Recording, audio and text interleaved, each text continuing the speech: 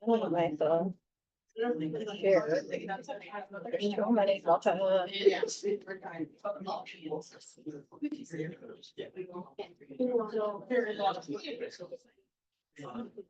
This thing is not annoying at all. Up there we go.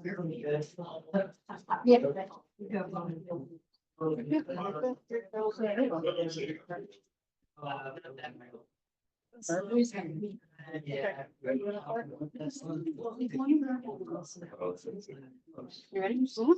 Okay. Welcome to cataloging for Circ staff.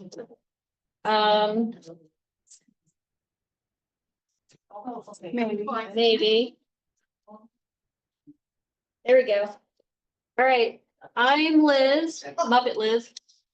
This is Kate. You'll love our little introductions there. We wrote each other's, so there you go. I am the Consortium cataloger, if you don't know me already. Kate is currently the chair of the cataloging committee. What else are you? Amazing. The chair or president?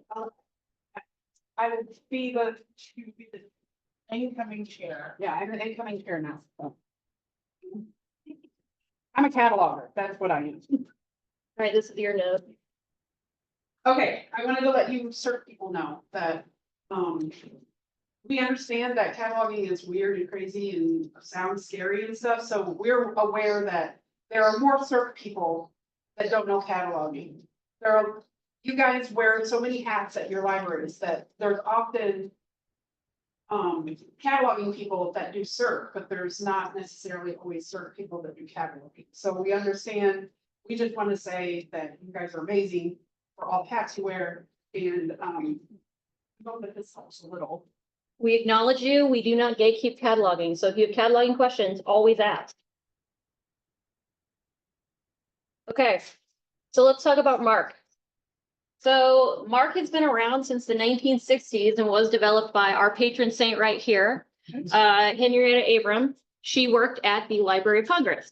So basically this is what took us from the cataloging cards we remember in elementary school, I'm dating myself, onto computers and away from card catalogs, which we now all just have in our houses for bottles of wine. So Do they fit bottles of wine? perfectly. Oh, I love it. I don't know that. Okay, so Mark, it looks very complicated because it was made to be what? Machine readable. So bits and boops in the computer, so it can spit out information that actually makes sense on the front end to patrons. It looks scarier than it is, guys. So seriously, you ever have questions on a Mark record, feel free to ask.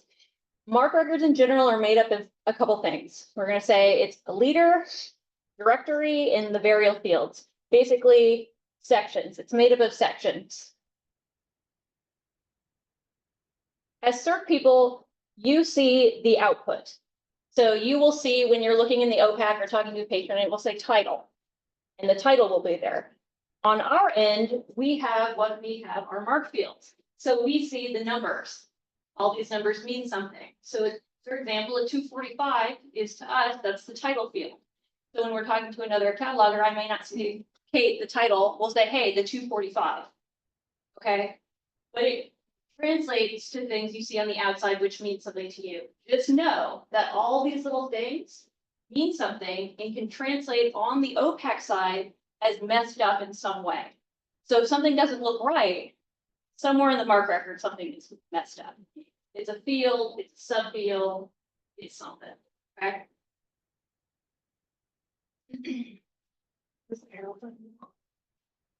I don't know. Okay, so here's an example. Can't read that title. Library girl. So library girl, for us on this side, it's even blurry. So that's on point here. This is what it's made up of. So we can use fields anywhere from 001 down to 999 in Mark field. They all mean something else. And this is what your cataloger is going to be looking at. So 245 or first edition, but you're going to see this. Look how nice that looks, because it's reading those random numbers that we're using in the back end and saying, this is title library girl, or this is how many pages it is. So these are the highlights just kind of showing you. So here's where we can put our ISBN. There's where it translates for you.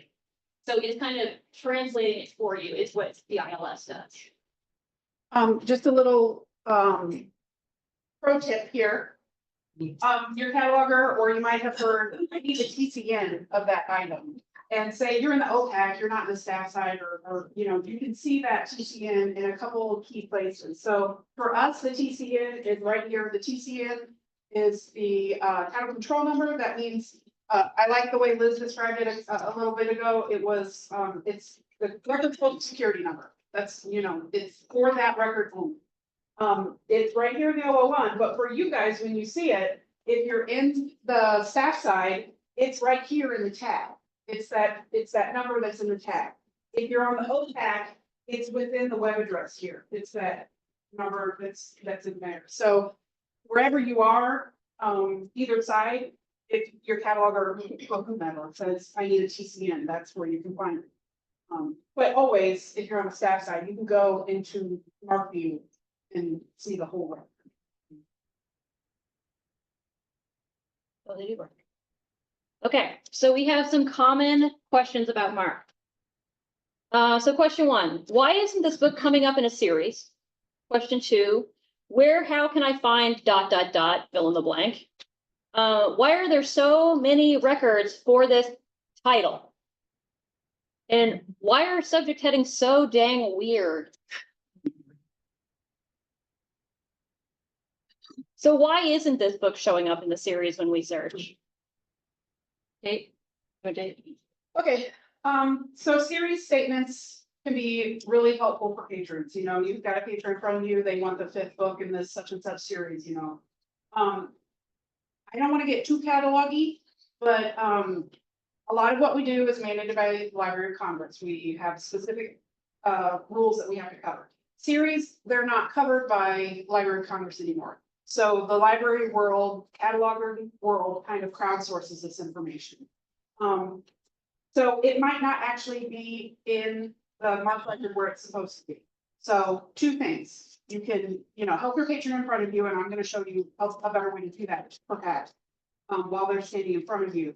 But afterwards, tell your cataloger, hey, this isn't in the series, and hopefully they can fix that for you. But so most of you probably do, you default to a keyword search, but if you're a super librarian, you might actually be our ARPANET searches, and you might use series. So I have, I don't even know what series it is, Evergreen Gables. I searched Evergreen Gables and I limited it to series, and I got 102 results. Your patrons in front of you need to find this, you know, whatever the scenario is. If I search by keyword for Evergreen Gables, I get 295 results. So this means that this is searching other places in the catalog or in the mark record for those keywords. Series is only searching for it in that 490 field that I don't know. But so it translates to that mark field that she was talking about. If you do a keyword search, it's going to look at the whole mark record. If you limit it, we've all done searches where it's so limited, you get 1 title, and you're like, I know that there's 50 bajillion titles or whatever. Go up to keyword, see if you can help your patron in front of you, and then have a conversation with the catalog and see it. You know. Always talk to your catalog. Question 2, where can I find ... Okay, so descriptive info, we're talking, maybe you need a reading level. Maybe you need binding information. We all have those people who are like, I only want the hardback. That's okay. Where do you find page numbers, illustrations, that kind of stuff? So you can see highlighted in here in green, these are kind of the mark fields that we're going from. So like Kate was talking about, can you always do a keyword search? Yeah. I mean, but if you go in there and you try to put in illustrations and think you're going to get a small list, you're going to be there a while. Okay. But we're talking about this way, if you're in the certain mark record already, okay, how do I know this book has illustrations? This is highlighted the fields that you could look at. And it will tell you in the OPAC side, like we saw, it says illustrations, like from the 300, that's our description.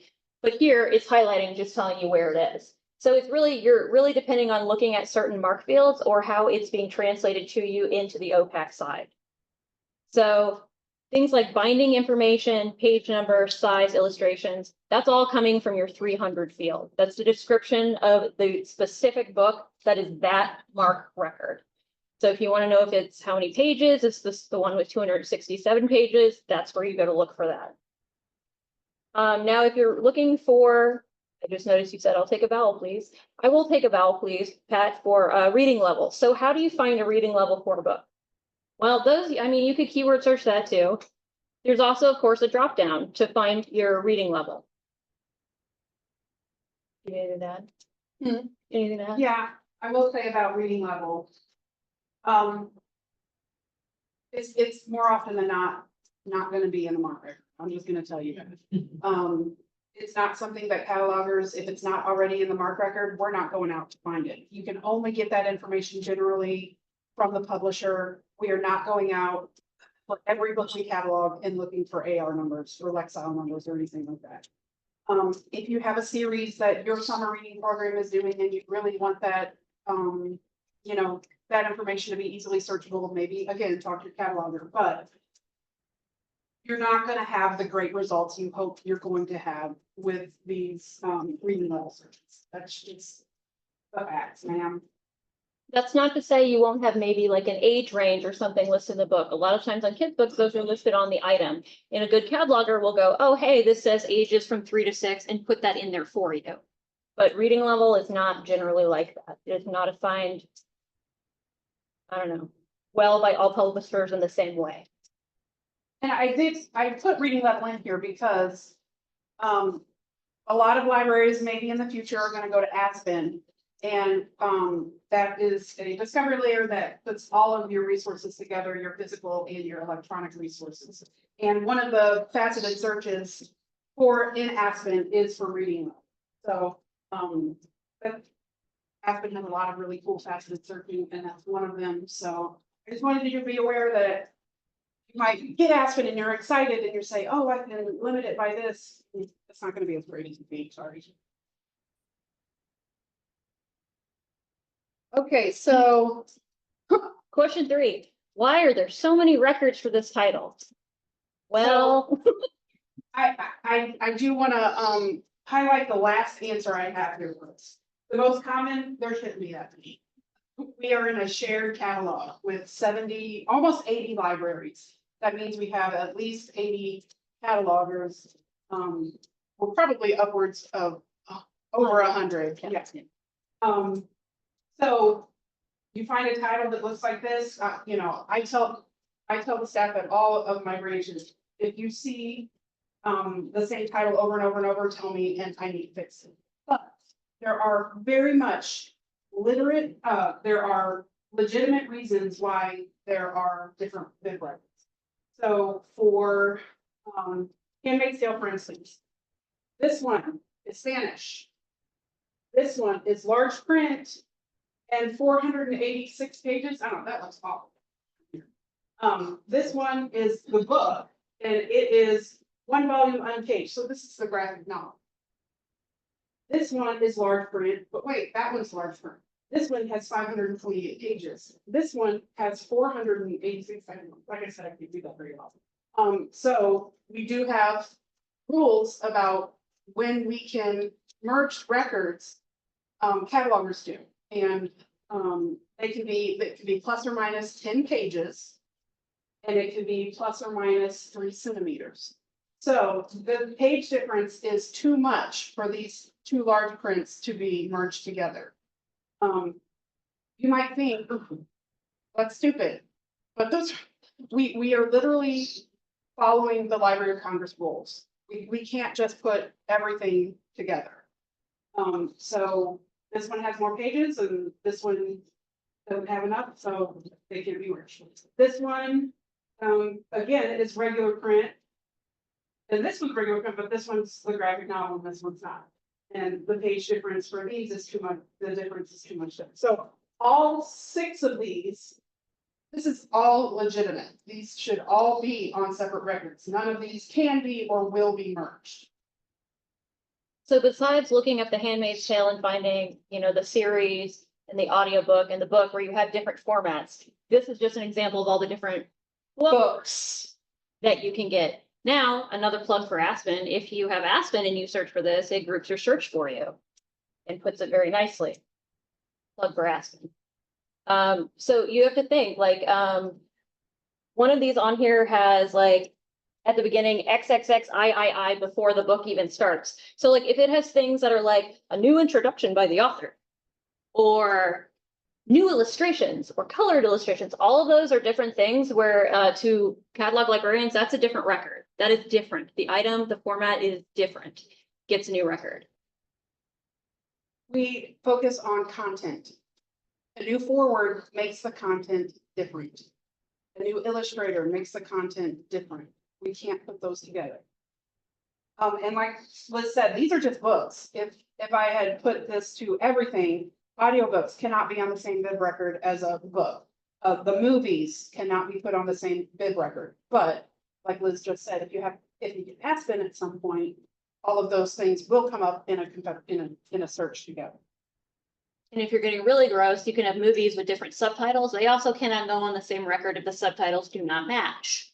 So as gross as you think this is, it could always be worse. But I do want to reiterate again. It's very, very often that there should not be that many records for an item. And they do need to be worked on and cleaned up. And if it's obviously, you're looking in the catalog as somebody is doing Circ, and you're like, I want to check this out to somebody, but there's 4 records for this and they look the same. You send them their cataloger, or you can email me. You say, Liz, these TCNs are the same, and I will look and I will merge them or contact your cataloger. Not TCNs, ISNs. Oh, sorry. Yeah. Question 4. Why are subject headings so dang weird? Well, ... Controlled vocabulary. So you have to have a controlled vocabulary basically for subject headings to work at all, which means they have chosen this one term to rule them all for whatever you were talking about, and it groups the other similar terms under it and should help you find them all together. So that means though, if I'm looking for cats and I put in feline, thinking I'm going to find cats, it's hopefully in a perfect world going to redirect you. Okay, but subject headings are sticky and they don't always work as you expect. And they're not always the thing that you think is going to be the term. Some of them are more medical. Some of them are just off the wall. My favorite currently is elephants as pets. Why do we need that? But they're just weird things in there. So why are they so dang weird? I mean, I want to blame the Library of Congress. Because they're deciding all of these things. But just know there is a reason that we stress using the controlled vocabulary. We use Library of Congress subject headings specifically, and why we do that. And we can't just make up subject headings. That's not a thing. We cannot do that. That is a huge cataloging no-no. So to my secret number 2, to get an authorized subject heading created or changed, it can take years because the Library of Congress, it goes through all these committees and all of that stuff. We do not put local subject headings in our bib records. We are Library of Congress subject headings strictly. So if it's not an authorized term, it's not going to be in here. So the example I use is neurodivergent. That's actually not an authorized term. So when I did a keyword search, it came up with 80 items. The authorized term is neurodivergent people. There's also these sub ones, ADHD, autism, dyslexia. But if I had typed this in as subject heading neurodivergent, I think I did the search and it brought up 2 things. Because neurodivergent is not the authorized term. So if you're helping somebody right in front of you and that's the only word that's coming to your head, do a keyword search because at least you'll get some hits. But because sometimes it's not gonna come to you with what they want. You guys don't know what authorized subject headings are. But if you do a keyword search, again, it's going to search those summaries, it's going to search the synopsis of the book, and if that word is used in the title or in the summary or anything, it's going to come up. If you spend as much time in subject headings as catalogers do, you'll start learning things like, a romance novel with, Fabio on the front, like what's the first subject heading I'm gonna put on there? And woman Man woman relationships. Like Which you we just, all know, that's exactly what our patrons are gonna. yeah, that makes perfect sense Yeah. with the hyphen and everything. That's not ever what anyone's gonna search. All right, All right, lobotomy, lobotomy. library autonomy and holding details that can affect Circ. So. All of these are up to each individual library to decide for their own items. You don't need to say, hey, what shelving location should this be in? That's your guys' decision. How long should this be on age protection for? Your library can decide that themselves. Is this reference, I see that Pablo Blood has this in reference. Does that mean I have to have it in reference? No, you can make it searchable, you can make it holdable, all of that. What should the call number be on this? Now, fiction, do whatever you want. And to some extent, there are some Dewey numbers, there are some books that have legitimate, they can have two different Dewey numbers, wherever, I can't think of what, like a book about trains, it might be more about the train conductor and not the train, so that would be two different areas. So the Dewey is not as much, it's not as much your decision.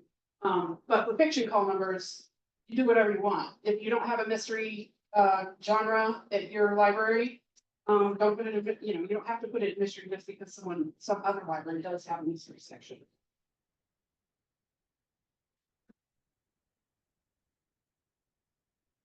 So some more common questions. What happens to holds, the holds queue when records are merged? How do you use Z39.50? And I need this telescope to only check out to my patrons for 1.3 hours exactly, no more, no less. What does happen to the vaults queue? Well, when you merge records that both have holds on them, the holds merge, but they are merging based on literally the day and the time, maybe the second of when that hold was pushed and button like happening. So when those are shuffling back together, that's what's happening. Is that right, Dale? Yes, as far as, yeah. That's what I was, As you that's what I was told. You're the expert in the room. Yeah, it's based on timestamp. So although we did learn from Rhonda last session that Yeah. holds lists are static, but your holds queue, they merge together based on the timestamp. So it is fair in whatever fairness that can be.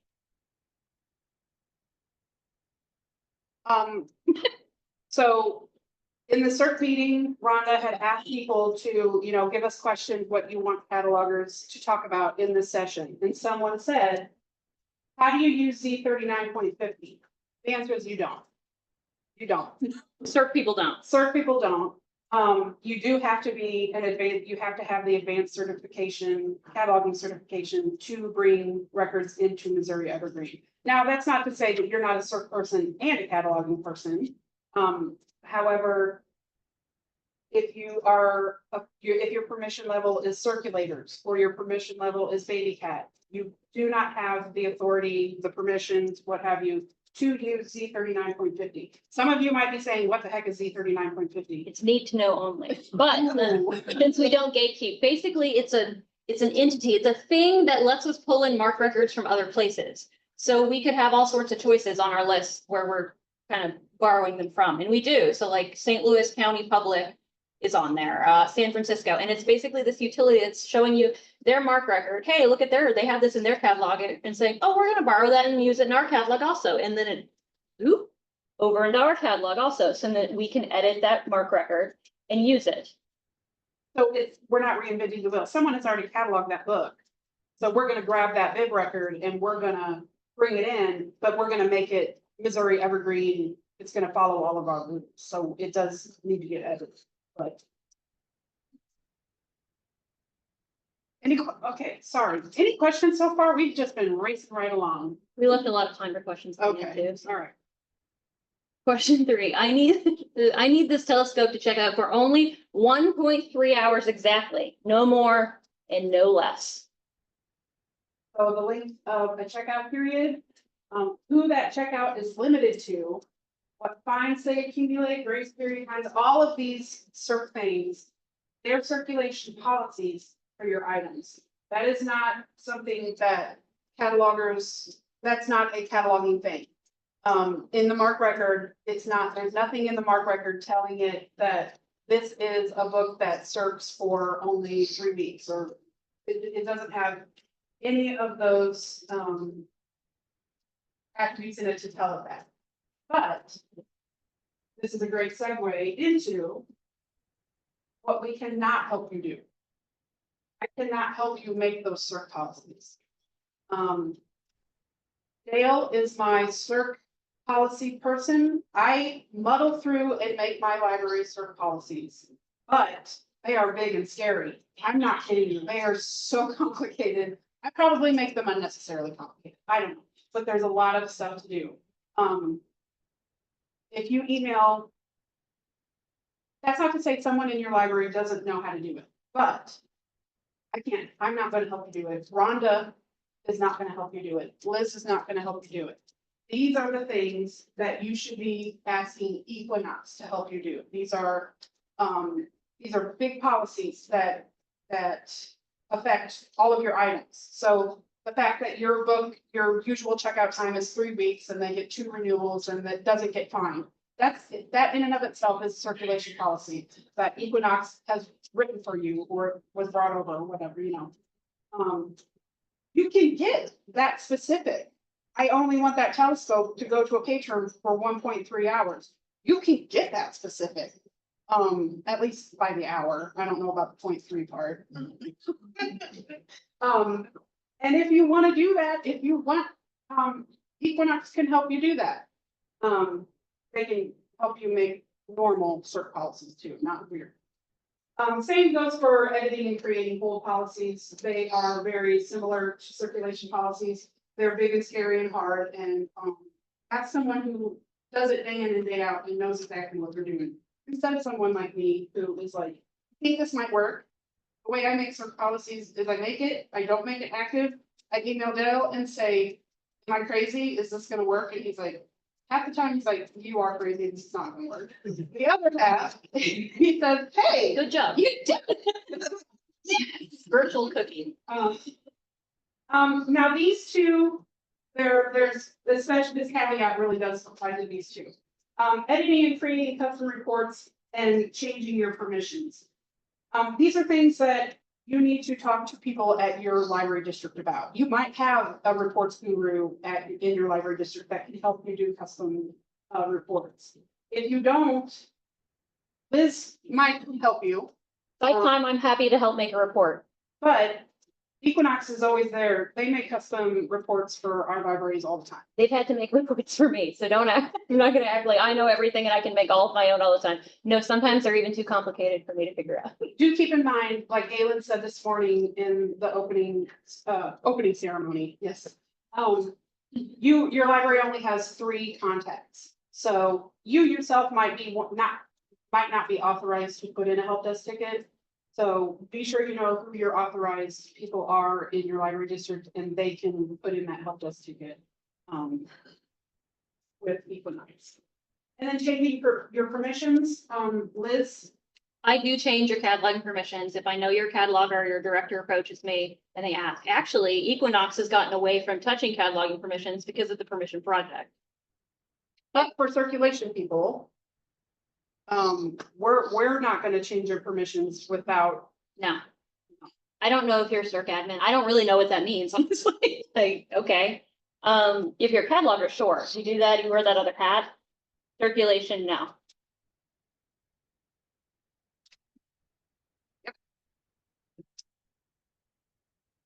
Oh my gosh, I know we've left so much time for questions for like multiple reasons because you're gonna have a million questions. I know. You better. Come on, guys. How many people in here are actually catalogers to begin with? Because I see faces and I'm like, I know some of you catalog. Yeah, see, okay, that's what I thought. We have a question. I have a few, Okay, and I'm not sure if all of them are came to everything, but I think so. okay. So we're a 3-man group. And the board is kind of thinking about wanting us to cross train. Can a circulator become a basic color. Absolutely. Other question I have is that I've noticed in our system, we'll have a book. It's been discarded from our circulation. And I don't know if this was prior to when I started or prior to Missouri Evergreen, but it's showing up the name of the book, 0/0. But it still shows up in our system. Is that correct? That's one of those ones where you gotta fake it. You gotta put that duplicate or that. So there's a process that you have to do to actually get that out of there. I can't just go in there and hit delete. Your cataloger or Liz, there's a process where they have to go in, put a fake barcode in there, and then the item can be deleted. But, so if it's just there with no barcode or anything, yeah, you're right, it will continue to come up. And Missouri Evergreen, we have, a rule in place where if your item is the last one that's deleted on a bid record, that bid record then automatically deletes. Supposed to. But if like in this instance, we call them ghost holdings. Phantoms, that bid record will continue to be in there. It will continue to come up in your circuits. It will continue to, muck up everything. So there is a process that we can do to get that out of there. But how they happen, why they happen, they're phantom for a reason, because we don't know. And I'm going to say, if you come across these things, this is my job, guys. You can email me, you can text me. I will need the TCN number. We talked about the TCN number. I am cataloger at Mo Evergreen Library. So that's literally just Liz. So if you're coming across that, and because that's not even something we cover in certification, it's just a weird thing that we've really mostly come across in like the last year and a half, that these phantom holdings are just there. Email me, tell me the TCN, make it someone else's problem. I don't. I thought it was done this morning. I don't have this card. That would be so helpful. Yeah, I know. I will grab a pen though. I will give you my cell phone number. I get texts all the time with just random TCN numbers, okay? And that's fine, because if I need to help you, this is what I need. And a lot of times people are taking pictures with their cell phones. If I need to see that, it's easier with a cell phone. So ready your pens, guys. 314-775-4480. It is my personal cell phone number. Do I answer random cataloging questions at like 2 a.m. when I'm laying in bed? Absolutely, I do. Also, if you want to send her a pet picture, do it. Yeah, that's always welcome. Like, hi Liz, how are you? Here's a TCN number. I do want to say though, talk to the cataloger at your library as well. You should all be talking and communicating, if for some reason you're hitting a wall, for sure, talk to Liz. But try to start a dialogue with your catalog. We're not as scary as we may seem to some people. I don't think we're Catalogers get a bad rap, but I think it's only partially true. So my other question is in the world of cataloging, when you have a long call number, that it's all of like with a bunch of numbers, slash, bunch of numbers. those are called cutter numbers. Yep. Okay. Where do you end? Where do you draw the line? Okay, well, there is a very like horrible, long, involved way I could answer this.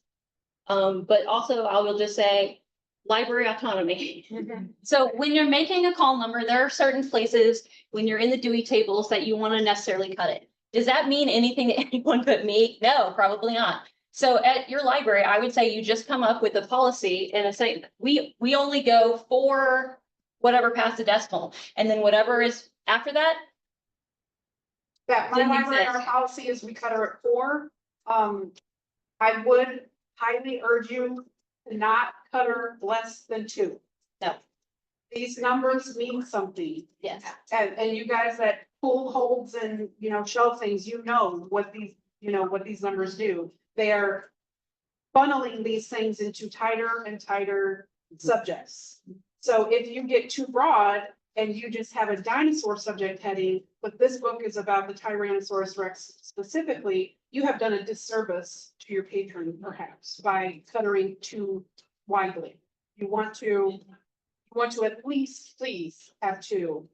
My library does 4. 4 is pretty In common. generally saying, the bigger your library, the longer that will be. So it's SLPL, I work there, Sarah. Sarah, how many after the number did we go?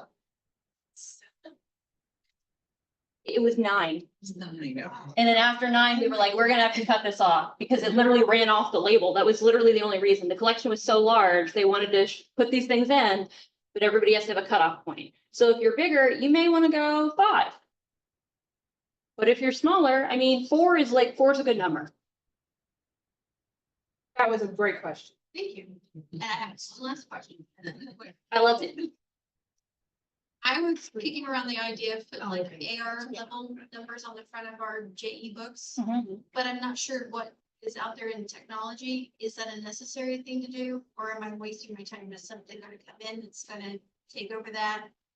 And That's a very good question.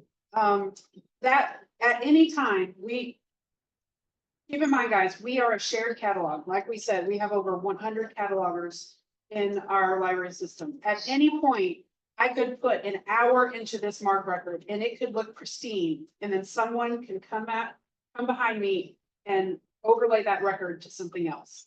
So for one thing, you would not be putting these numbers in. If you would either need to be certified to be able to work within the MARC record or talk to your cataloger to do that. But you're talking about stickers. Are you talking about stickers specifically? yes. Oh, I'm sorry. Okay, so stickers they're a sticky subject because some people are like, let's sticker all the things. And I'm of the sticker nothing, I hate it, but I also don't have my own collection. So that is library autonomy. If you, I wouldn't start using, here's the 50 kinds of stickers we stick on our books because that's a lot of work and that's crazy. And eventually they're going to discontinue your one sticker and it's going to look different. Your patrons are going to lose their minds. So you just have to decide what the most important thing is for your patrons. If they're asking you about this all the time and they really want it, maybe that's something you should be doing. Yeah, if your local elementary school is giving assignments that says, go to your public library and look for this level, then that seems like it would probably be helpful to you. And that's what I was trying to see. Yeah. If we might need to do that to correlate with the public school. Because we do have people that come in every once in a while, and go, well, what level is this? And I'm like, well, we'll have to just look that up as it comes through. But I didn't know if we went through all the problems of doing all that, is there something out there that's coming in the future that like in a few years it'd be like a waste of us doing all this stickering? Well, I will say if you're gonna perhaps get Aspen in the future, they don't use our MARC records. They do go out, they're from, where are they from, Dale? I don't- Yeah, Can't heaven. so, I mean, if this is important to your library, Aspen would make that easier. Yes. It's not gonna be the end all be all. It's not perfect for AR numbers or, reading levels, but it is better than our catalog, our Missouri Evergreen catalog. What you got? How many do you suggest, or would you suggest that if you have one main cataloger, would you suggest that the rest of us maybe learn it or be able to do it, or you just kind of stick with one? I hate gatekeeping and cataloging. I will fight someone. And that has been like a thing that catalogers get a bad rap because they do have a tendency to gatekeep the knowledge that they have. So I say one catalogers is not enough catalogers. You should always have at least a backup who could maybe add items. What if that person goes on vacation, you have a patron come in, they have a hold on a book, it's sitting there, but it can't be added to the catalog. That's terrible. So you should always at least have that backup, maybe basic Basic cataloger. cataloger, it would be great. But do you need to have multiple advanced catalogers? Maybe not. Depends on the size of the system. Depends on the We site. have 4 locations. We're small, but we do have 4 locations, but To me, there's no reason why you couldn't have a basic cataloger at each location. Because if they needed to change a call number or they needed to add a new item, they could. Would they be doing that all the time? No. With Baby Cat, they can change a Yep. call number, they can change a barcode. If you want to, I think They can't add. they can't add a holding. So if you got a donation in or something and your people, you give them you know, they are allowed to add something. If they don't have basic cataloging certification, they should not be adding. Yes. Right, okay. And this is where we plug, catalogers should not share logins. It's been historically in Evergreen, sharing is caring, but in this instance, sharing is not caring. We do not share logins. So everybody should have their own so that their permissions are for them and they're not maybe overwriting and touching buttons they shouldn't. So for instance, if your Circ person did also, their secondary permission level was basic cataloging, they should not be logged in under their Circ. You know, their Circ login. They would want to log in under a cataloging login. We understand for catalogers, sharing a login does not make sense. It's not best practice at all. We understand for Circ that's a little different because you have shared computers at a circulation desk or something like that. So again, that's up to you guys. It is certainly not something we encourage and in fact discourage for catalogers. Also, if you're at a library and you have the one cataloger and you're like, hey, maybe I want these people to be basic trained in cataloging, where do I start? Okay, well, certification is online, but also I Zoom train whenever you guys ask me to. If you're close enough to me, I will come see you. I don't know if that's good or bad for you, but I will always at least, we can Zoom. I will Zoom train your staff. That's what I'm here for. We do regional cataloging trainings. We would love to see certain people there to, you know, for years in conferences, I did a presentation, why cataloging matters for every library staff member, knowing a little bit about how Mark works is a boon for any library staff member. So if we're in your neck of the woods for regional training, come on by.